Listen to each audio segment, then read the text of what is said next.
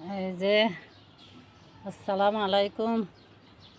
এই দেখেন আমার বাগানে অনেক রমজানে তো খেয়েছি, এখন অনেক বেগুন আবার আসতেছে আছে, আবার এদিকেও আসতেছে। এই যে আর এটাতে তো অনেক হয়ে আছে, এই যে আল্লাহর রহমতে অনেক হয়ে আছে। এই যে কিছুদিন আগে কিছু হারভেস্ট করছি, এখন আবার অনেকগুলো হয়েছে। এই যে আর এটা তো আছে 4টা, ডাল ডুল কেটে দিয়েছি। এখন দেখি কি অবস্থা, হয়নি না হলে উঠিয়ে ফেলে দেব। এই যে আর আজকে বাগানের কিছু টমেটো গাছ উঠিয়ে ফেলেছি, আর 2-1টা আছে, এইগুলোই এই 2-1 দিনের ভিতরে ফেলে দেব।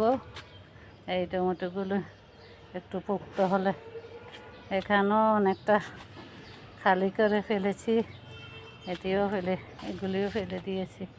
এই মরিচ গাছগুলিও ফেলে দেব, ফেলে দিয়ে অনেক সুন্দর করে দেব। রোজা শেষ হয়েছে, এই যে আবার পুঁই শাক হইতেছে। এই যে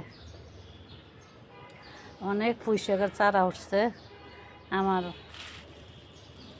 আর বীজ আনতে হবে না, আমার ওই গাছ থেকে বীজ পরে এইগুলি হইতেছে। এইগুলি হইলে অনেক হবে।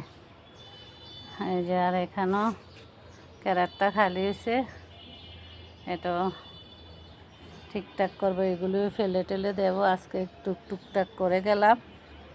এই যে আর এই যে বোতলে করে গাছের গোড়া পানি দিয়ে যাই, গাছের গোড়া পানি থাকে না তো। আর এদিকে করলা চারাটা আস্তে আস্তে বাড়তেছে, এই যে বাড়তেছে। এখানে আরেকটা আলা যদি দেওয়া হয়, এগুলোতে মাটি টাটি দেব। আজকে একটু করে গেলাম, কালকে এসে আবার মাটি দেব। যে একটু করে করি আর কি, যেটুকু পারি। অনেক গরম ছাদে। আর এখানে মজার ব্যাপার হলো, এই দেখেন আমার গাছের ওই যে ঝুলে পড়তেছে, আর একটা চুপি একটা হয়েছে, লাউ হয়েছে। এই যে এটা কালকে দেখে নিয়ে যাব, আজকে থাক। ঘরের মধ্যে অনেক সবজি, এই জন্য আর এটাকে কাটলাম না। তো ভালো লাগলে লাইক কমেন্ট সাবস্ক্রাইব করবেন।